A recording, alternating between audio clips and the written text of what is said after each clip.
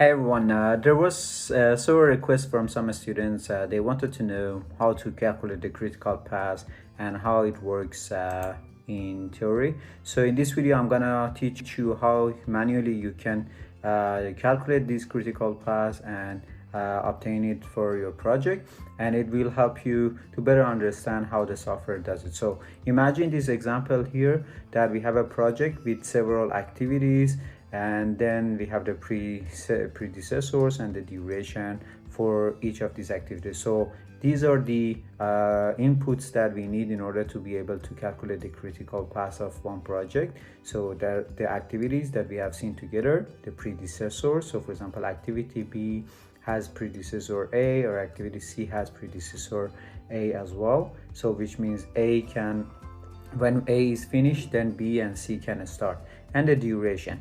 So what we have to do next step, we have first step, as you see here, you have to use a template as you see in this slide to draw all the project paths based on the table. So this template that you see here, it has early start, it has duration, early finish, late finish, and late start, and then we have the total float. But at the first step, what you need is just to put the activity name and duration, because you don't have anything else. As I told you, according to the table, you have the duration and activity name, but you don't have the early start, you don't have the early finish, or so on. So you start to make your activities according to this. So activity A has duration of 3 days. Then when it is finished, activity B and C can start, because you see that this is predecessor for B and C. Activity B has duration of 4 days, and activity C has duration of 2 days. Then activity D, as you see, has predecessor B.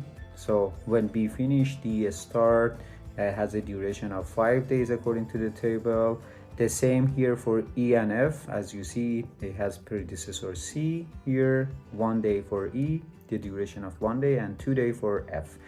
And for G, activity G that you see here in this table, it has 2 predecessors, D and E, and the duration of these activities 4 days. You put it here.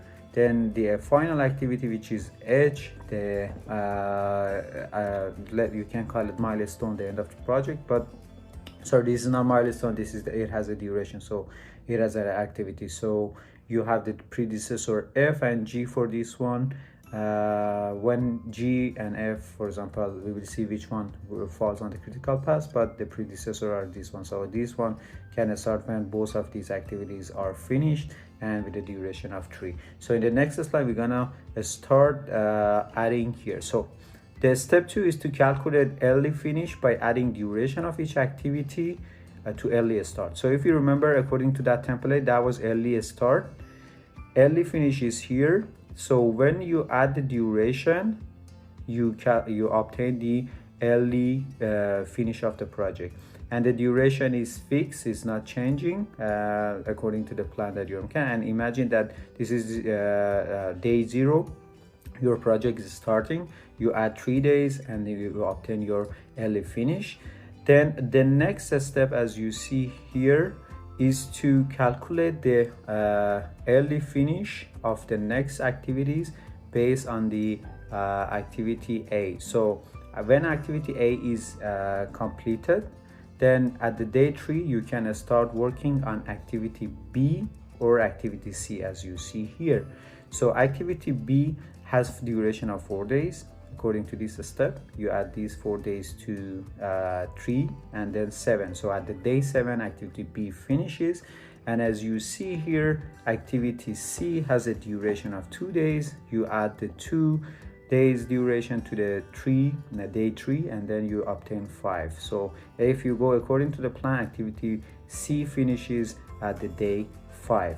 You do the same thing for the rest of the activities. Here 7, you put it here, then 5 days you add it, then 12, that's the day 12, activity D can finish.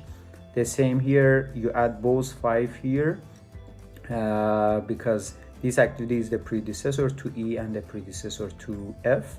5 and 5. 1 day duration, adds it together, it come to 6, and 2 days duration here, you add it and you reach to 7 days. So this step is important. Right now we wanna see what is the earliest start of the activity G.